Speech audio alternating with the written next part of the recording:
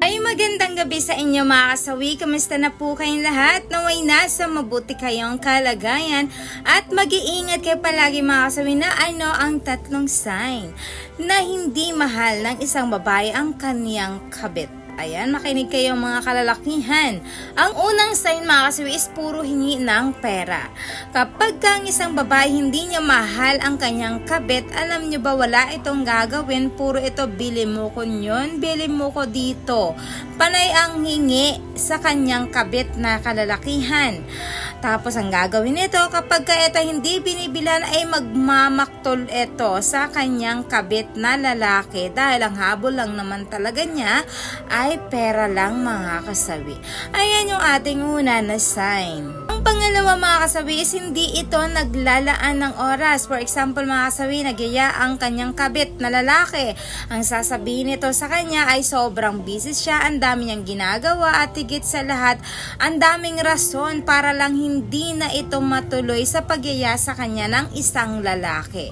Alam niyo ba kapag kang isang babae mahal ito, kahit anong gawin ng isang lalaki at anong iya ng isang lalaki sa kanya, bagkos ito ay sinasamahan kahit saan pa yan, hindi ito tinatanggihan kahit pa may asawa siya.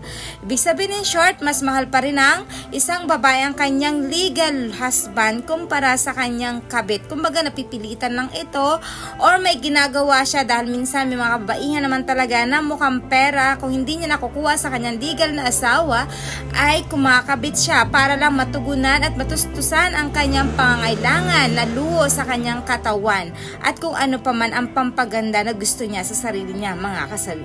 Ayan yung ating pangalawa na sign. Ang pangatlo mga kasawi is hindi niya kayang iwan ang kanyang legal husband. For example mga kasawi, hininding ng kanyang kabit na Han, iwan mo na yung asawa mo, magsama na tayo. Pero ang babae ay tinatanggihan niya ito, ang daming pasikot-sikot na sasabihin. Alam nyo ba ang mga kababaihan, kapag kamahal ka niyan, kahit pa alam nilang alanganin ito, sasama at sasama ito sa'yo kasi hindi na nila iniisip pa ang mangyayari. Bagkos ang gagawin nito ay talagang sasama lang sa inyo. Pero kapag ka naman ang isang babae, hindi lang ginagamit ka lang talaga, kahit pa anong pasabi mo sa kanya, pasakali mo sa kanya, hindi kanya sasamahan at talagang sa asawa lang niya ito mag-stay kasi nga mahal naman talaga niya ang kanyang asawa. May mga kababaihan lang talaga na may mga kababaihan lang talaga na sadyang pumapatol sa isang lalaki kahit hindi nila mahal ang isang lalaki.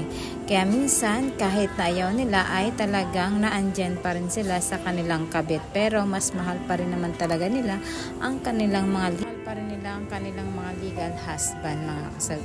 Lamang po mga kasawi ang ating pangatlo na sign.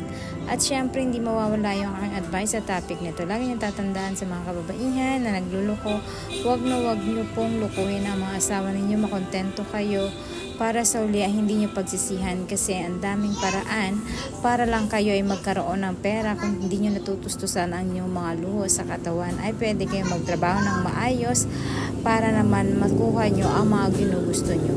Lamang po mga kasabi yung aking advice. Maraming salamat sa patuloy na pagsuporta nyo sa akin, sa walang sawang pag-share at pag-comment. Sa mga hindi pa po nakapag-subscribe, pwede na po kayo mag-subscribe, pwede na rin kayo mag-follow para updated kayo sa topic ko araw-araw. Magandang gabi mga kasawi. Mahal kayo ng inyong advisor.